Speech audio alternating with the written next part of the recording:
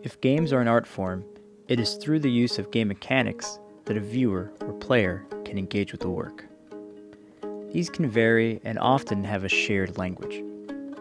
Movement is usually found on the left side of a controller, while camera operation and contextual interactions are found on the right side. Within the game itself, we can find ways to bridge the immersion gap and use simple mechanics as much more than inputs.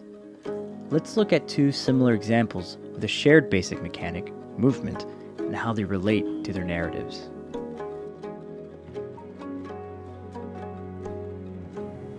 Gibbon Beyond the Trees has the player focus primarily on momentum. The goal is to move your player character, a colorful gibbon, through the trees with its long limbs. With a bit of practice, you can reach high speeds and even a flow state if you can time grabs and releases perfectly. We are treated to a beautifully stylized Southeast Asian forest landscape with surprising depth and range of tones and hues. This, like our other example, is played primarily on a 2D plane, but it gives the impression of depth and density to the environment. Your controls are limited to grab, release, slide, and an aerial roll for higher speed. The gibbon you control is constantly moving forward. There is no stopping.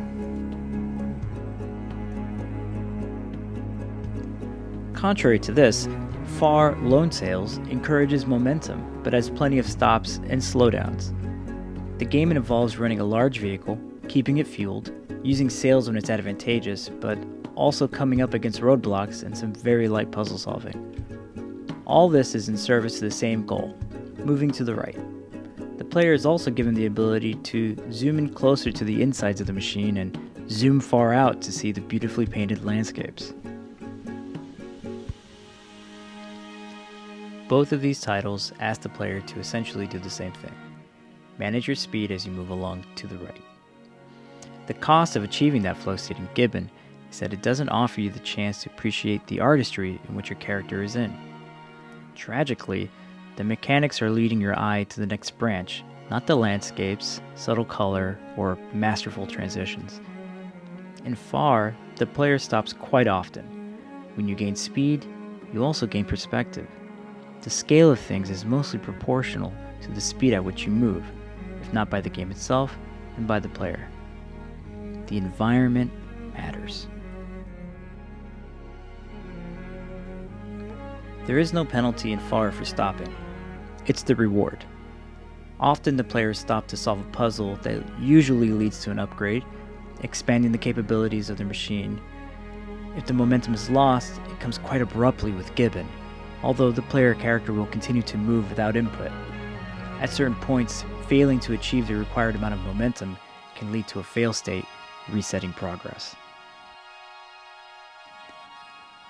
Unfortunately, Gibbon makes a mess of their message by setting the expectations up front, explaining that they have the required, quote, collaboration with locals and experts to ensure the subject matter was handled respectfully and accurately with appropriate representation, end quote.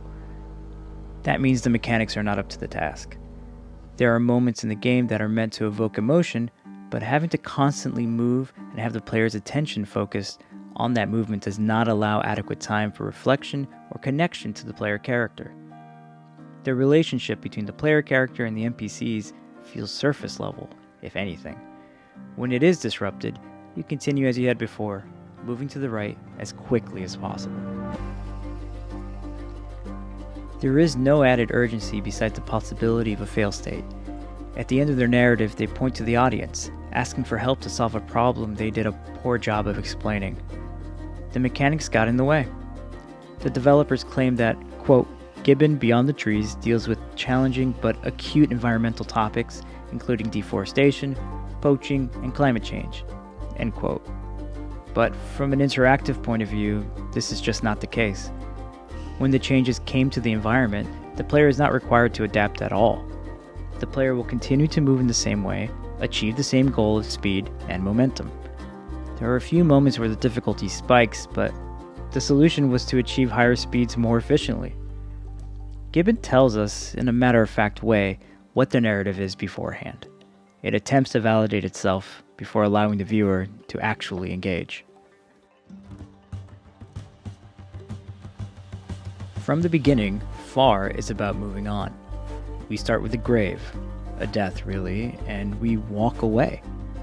The observant player can match the drawings in the player character's room to those in the machine you walk into next. This is now your home, and you're moving forward and away from the grave. That message is never explicit, and it is never contested. It's a game about exploration of the unknown, new beginnings. These are substantially large ideas that demand subtlety. The enormity of the task is mirrored by the scale of the world and the tight spaces in which there is safety from it. When there is wind, we can use it, but we are never told. We can see it in the grass, the flags, and wind turbines turning. The game depends on strong visual communication to get its expectations across, and the consistency of the mechanic is the cornerstone of the narrative. You keep moving forward, moving on, stopping and refueling, solving problems, but moving on. Mechanics should not be taken for granted. Left stick movement, right stick camera, A to interact. This is fine as a common language, but if we are to elevate the art form, these actions should be working towards telling a story if there is one, engaging the audience and giving them an avenue to meaningfully interact with the environment you've placed them in. It is imperative, if your game is packaged as a compelling narrative with a moral message, that the mechanics reach the audience and invoke an empathetic response. I think Gibbon's play gets in the way of its message. Farr's play is the message. In this sense, the mechanic is metaphor.